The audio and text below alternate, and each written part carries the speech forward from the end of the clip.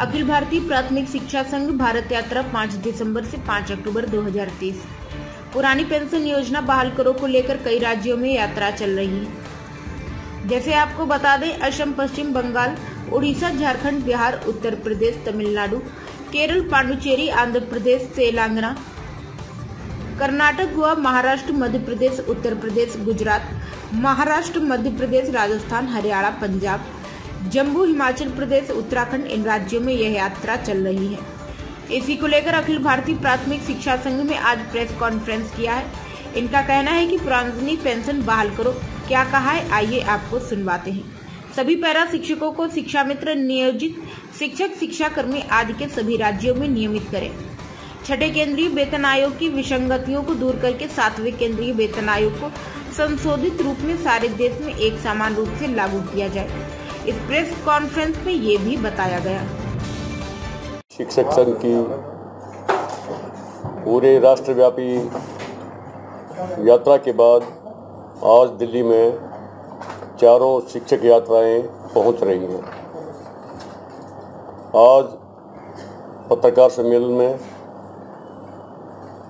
अखिल भारतीय प्राथमिक शिक्षक संघ के महासचिव कमलाकांत त्रिपाठी जी, अखिल भारतीय प्राथमिक शिक्षक संघ के पश्चिमी क्षेत्रीय कार्यकारी अध्यक्ष भाई जडेजा जी, उत्तरी के अध्यक्ष भाई Thakran ji, additional general secretary R Rangarajan ji, मेरे साथी उपाध्यक्ष भाई सुशील पांडे जी, हरियाणा प्रांत के कोषाध्यक्ष ठाकुरदास जी, जैविन भाई पटेल जी, अखिल दिल्ली प्राथमिक शिक्षक संघ के अध्यक्ष भाई अरविंद मिश्रा जी, संरक्षक भाई गिरिराज शर्मा जी, सम्मानित साथियों और लोकतंत्र के चौथे स्तंभ पत्रकार बंधुओं, आज पूरे 1 महीने के बाद चारों यात्राएं दिल्ली आ रही हैं। केवल एक ही हमारा प्रमुख उद्देश्य है, पुरानी पेंशन की बहाली। जैसा कि आप सब जानते हैं, 1 अप्रैल 2004 से एनपीएस स्कीम सरकार ने पेश की और बताया गया कि बहुत अच्छी स्कीम है, एक साथ बहुत मुफ्त पैसा मिलेगा और सेवानिवृत्ति के समय ओपीएस से बेहतर साबित एनपीएस होगी। लेकिन हुआ ठीक इसके विपरीत। इसलिए अखिल भारतीय प्राथमिक शिक्षक संघ ने समय समय पर कई आंदोलन किए इसकी पुरानी पेंशन बहाली के लिए, और राज्य सरकारों में भी आंदोलन किए, जहां पर शिक्षकों और कर्मचारियों ने मिलकर राज्य सरकारों को वोट की चोट मारी, वहां पर सरकारों ने पुरानी पेंशन बहाल कर दी। लेकिन अभी तक केंद्र सरकार ने ऐसा कोई संकेत नहीं दिया है कि वो पुरानी पेंशन बहाल कर रहे हैं। एक उदाहरण से मैं आपको बताना चाहूँगा। अभी 20 दिन पहले मैं हिमाचल प्रदेश में था। एनपीएस में मेरे शिक्षक बंधु की बहुत लंबी सेवा के बाद 2370 पे पेंशन निर्धारित हुई। उन लोगों ने विधानसभा चुनाव से पहले आंदोलन किया और वोट की चोट मारी, अपोजिशन सरकार में आई।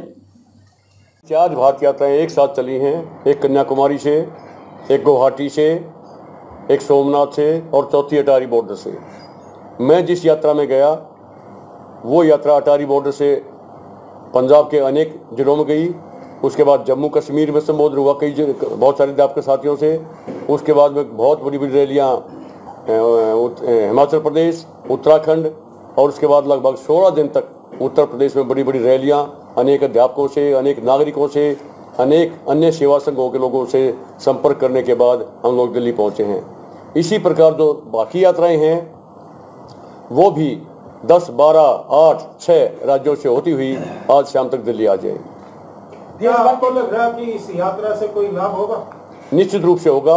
हमारे साथियों बहुत उत्साह है और वो रात को 8-8 बजे तक महिला पदाधिकारी बैठी रही और हमारी यात्रा का इंतजार करती रही, और शिक्षकों में भारी रोष है और जोश भी है और रोष भी है। क्योंकि आप कह रहे हैं कि आप लोगों ने प्रदर्शन किए बहुत सारे, मगर सरकार ने नहीं सुना, मगर वोट की चोट से सरकार सुनी। फिर इस यात्रा का क्या मतलब? जन जागरण। किस पर जागृत करें अपने अध्यापक साथियों को। क्या अब तक जागरूक नहीं थे? जागरूक तो थे, लेकिन परिणाम नहीं मालूम थे, क्योंकि अखिल भारतीय प्राथमिक शिक्षक संघ 2007 से आंदोलन है पुरानी पेंशन को लेकर, लेकिन तब जो है 12 मुद्दों में से 7वें मुद्दे पर हमारा ही होता था। आज हमारी सिंगल डिमांड है पुरानी पेंशन की, क्योंकि अभी 2 साल से ही एनपीएस में लोग सेवानिवृत्त होने शुरू हुए हैं, रिटायरमेंट अभी आया उनका, तब परिणाम आए हैं।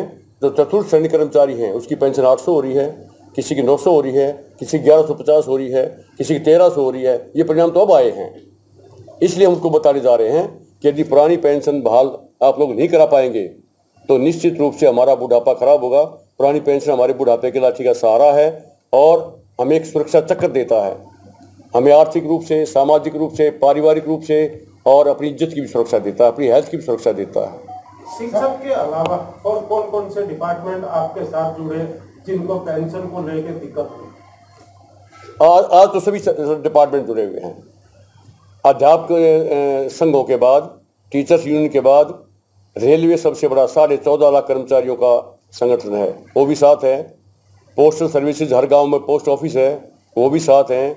सभी जगह जो है अपने डिफेंस वाले, ये बेल्ट वाले की बात नहीं करता मैं, जो डिफेंस में सिविल होते हैं वो भी लाखों लाखों की संख्या में लोग काम कर रहे हैं, वो हमारे साथ हैं।